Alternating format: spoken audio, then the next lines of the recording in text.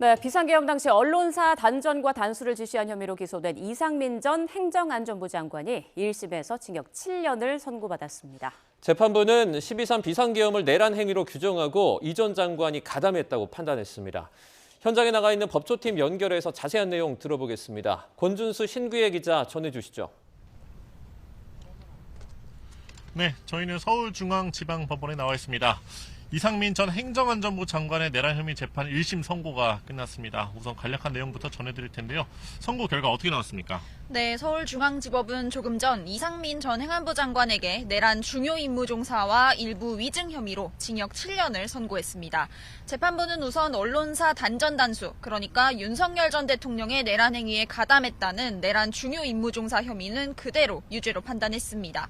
윤 전 대통령과 김용현 전 국방부 장관 등을 내란 집단이라는 말로 지칭했는데요. 그러면서 이상민 전 장관이 내란 집단의 범행을 용이하게 만드는 데 가담했다고 지적했습니다.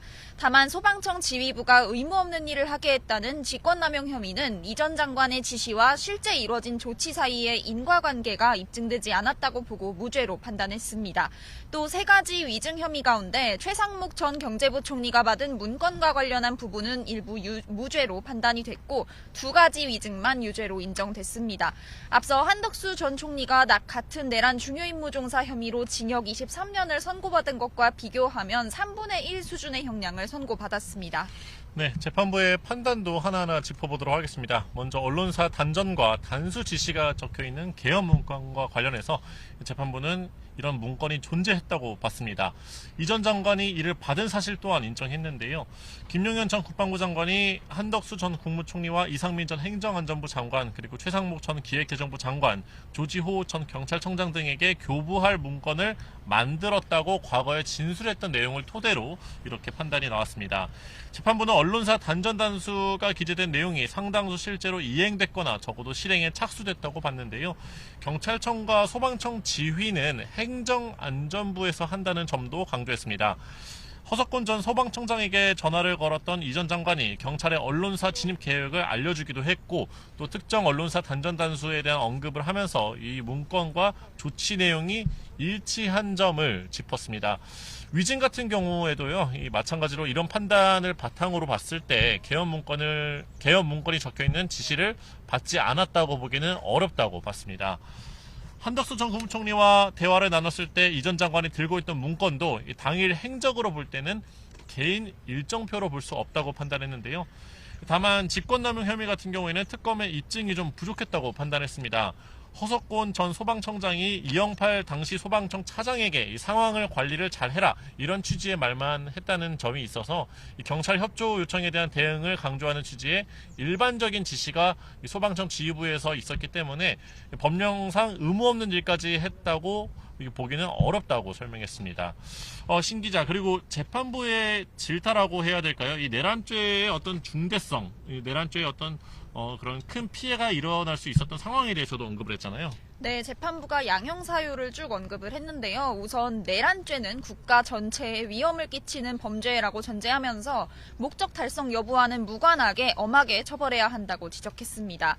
그러면서 이 전 장관이 고위 공직자로서 민주주의를 수호해야 하는데도 윤석열 전 대통령 등의 지시에 따라 단전 단수 등의 내란 행위에 가담했다고 질타했습니다. 또 계엄 선포를 만류했다고 볼 만한 증거가 없는 점, 그리고 나중에 진실을 밝혀야 함에도 그러지 않고 위증한 점도 함께 꼬집었습니다. 다만 이 전 장관이 계엄의 사전 모의에는 참여하지 않았고 또 단전 단수를 주도적으로 계획하거나 또는 반복적으로 지시하지 않은 점은 유리한 양형 사유로 참작했습니다. 합당한 책임을 지기는커녕 진실을 은폐하고 또 책임을 벗어나고자 위증까지 했다는 점에서 비난 가능성이 더욱 크다. 그리고 이전에 모의나 예비는 없었다 이렇게 강조했다고 볼 수 있습니다. 네, 방금 말씀드린 것처럼 행정안전부라는 정부 부처가 국민의 생명과 안전을 책임져야 한다는 점을 많이 강조했습니다. 그랬던 이상민 전 장관이 오늘 재판에 나올 때는요, 2시에 재판이 시작이었지만 당시 2시 15분을 넘어서 시작이 됐습니다. 구치소에서 호송차가 출발했지만 교통 지연으로 재판이 조금 늦어지긴 했는데요. 이상민 전 장관의 이 선고 모습 아마 YTN 생중계로 보셨을 겁니다. 평소 재판 때처럼 남색 정장 차림으로 이상민 전 장관이 오늘 선고 기일에 출석을 했고요. 미동도 없이 정면만 바라보면서 선고 내용을 듣기 시작했습니다. 그러다가 내란 중요임무종사에 대한 판단이 유죄로 기울어졌을 때쯤에는 이 와이셔츠 깃을 잠깐 이렇게 만지기도 했고, 이후 직권남용 혐의가 무죄로 나왔을 때는 또 이제 마찬가지로 이제 일반적으로 굳은 표정을 유지했습니다. 하지만 위증 혐의까지 유죄로 인정되면서 얼굴이 살짝 붉어지는 모습이 취재진에 포착됐습니다. 선고 이후에는 오히려 이 전 장관이 미소를 짓는 모습도 보였습니다. 변호인들을 쳐다보면서도 웃으며 고개를 끄덕끄덕였는데, 이 전 장관의 가족으로 추정되는 방청객이 아빠 괜찮아, 뭐 사랑해, 이런 말을 나중에 하기도 했고요. 일부 방청객은 소란을 피우면서 이제 퇴정을 당하기도 했습니다. 무엇보다 오늘 있었던 이상민 전 장관의 재판 같은 경우에는 앞으로 다른 내란 재판에도 영향을 미칠 것으로 보입니다. 신 기자, 어떤 재판에 어떻게 영향을 좀 미칠 수 있을까요? 네, 일단 가장 중요하게 선고를 앞두고 있는 윤석열 전 대통령의 내란 우두머리 혐의 재판에 영향을 미친다고 할 수가 있겠습니다.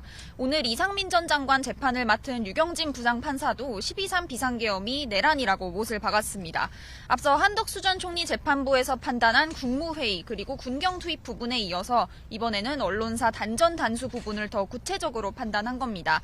이 단전 단수 같은 경우는 언론 통제를 목적으로 한 것인데, 만약 성공한다면 계엄에 대한 비판 여론 결집을 어렵게 한다는 겁니다.